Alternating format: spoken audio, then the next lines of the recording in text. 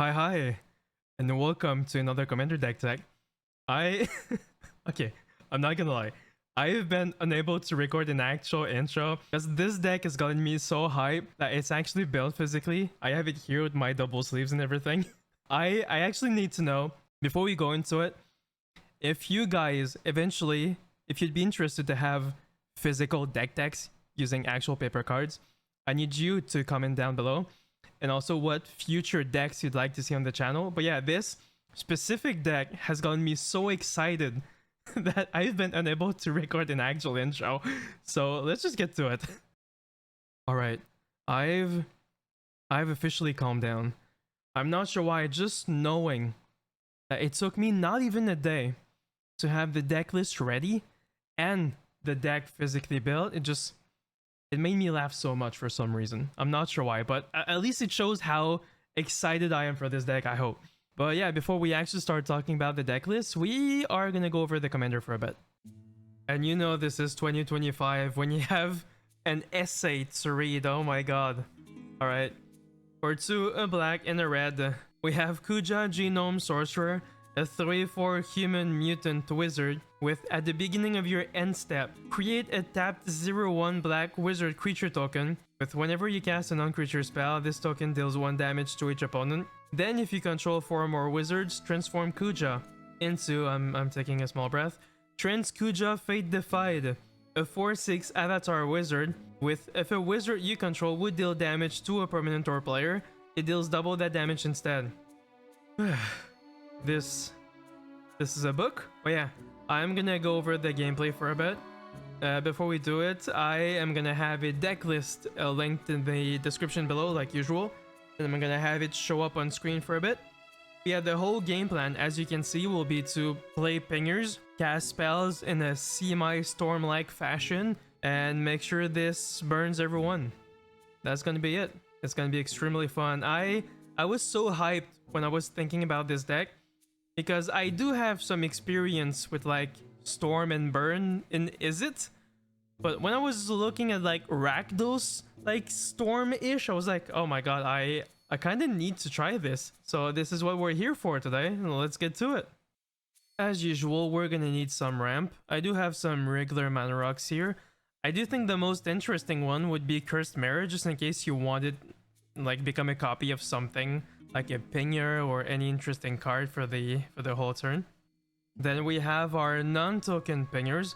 Most of them are gonna trigger on instant or sorcery cast, which is mostly what the deck is about, but we do have some non-creatures as well.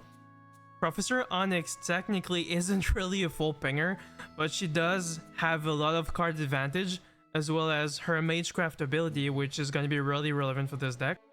And we also have other cards that have some really nice utility, either card draw or some slight removal-ish, but they are also there because they're extremely thematic and pinger makers, which is really incredible. Queen Brawn is amazing for this as well. Then we have our Storm cards. I'm calling them like that because they are a cast trigger that will also give us more mana to take advantage of. So Dark Ritual, Mana Geyser, and Seething Song like are gonna ping everyone with our pingers, but also give us mana to just resume casting other spells.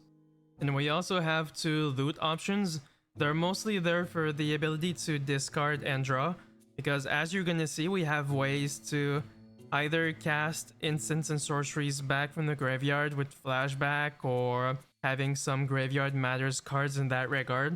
So being able to fill it a bit and cycle through the deck is amazing, and they have some great options attached to them too. We also have some funny options because we are trying to cast as many spells as we can, so Tendrils of Agony with Storm is really funny for that. Temp with Mayhem is interesting too because it does add some chaos to the game, and Bolt Wave is just a really solid option to deal damage to people. Next up, we have some card advantage. Nothing too fancy, mostly generic Rakdos value, because we are a spellslinger deck, so we want ways to have cards in our hand without paying too much for it. And we also have some ways to either discard to the graveyard or some burn payoff. We also have our Graveyard Matters. We have ways to reanimate creatures, and Whip of Erebos is really interesting to give our pingers lifelink. And we also have ways to utilize the cards in our graveyard, either by casting them with flashback or copying them for a lot of value, because Mizzix's Mastery and Arcane Bombardment are cast triggers. We also have some Rakdos classics for target removal. I do think we could potentially add a card like Withering Torment, because we might be lacking a bit in the enchantment removal department, but we are in Rakdos, so there's a limit to what we can do, but I do think all of them are incredible.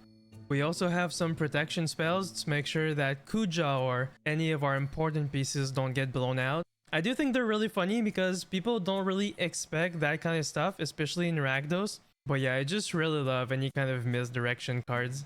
We also have our board wipes. I decided to go with Toxic Deluge and Blasphemous Act because they are some solid options. And now we are getting to the funny stuff. The stuff that I'm not too sure how to group because they don't really have other cards having similar usage. So I'm just gonna go over them individually a bit. We have Young Pyromancer that can make us blockers whenever we cast instant or sorcery spells.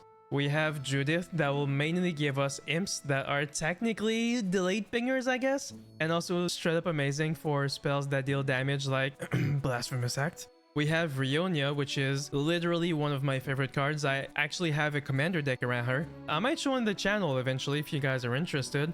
But let's say we're in main phase 1, we cast 1 or 2 instants or sorceries, then we go to combat. We have her copy a couple of our pingers just so we can have more damage on the second main phase. And Tarwaki, which is basically a Gearson Starn for this deck with the ability to increase the ping damage we're gonna do.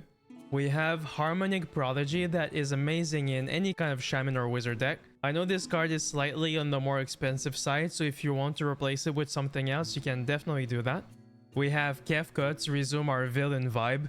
I'm not really sure what kind of cards we can get at the end step from him, but at least we can have free cast triggers as well as some drain ability whenever we play those spells. Gogo Mysterious Mime is one of my favorite additions in the deck, because you can have Gogo become a copy of another creature you control, and because Gogo retains his name as Gogo, you can also copy legendary creatures with him.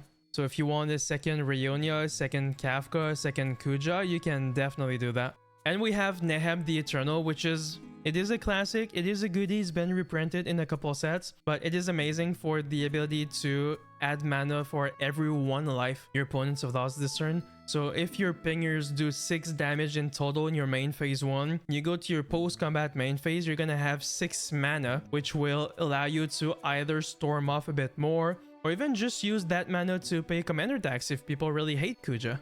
And that's basically it for the non-land cards. If we take a look at the non-basic lands, there's nothing too fancy in it. I like to keep my mana base pretty cheap. So besides Lindblum to make a pinger and Reliquary Tower, I don't think there's anything really noteworthy in them. And that's pretty much it for the whole deck.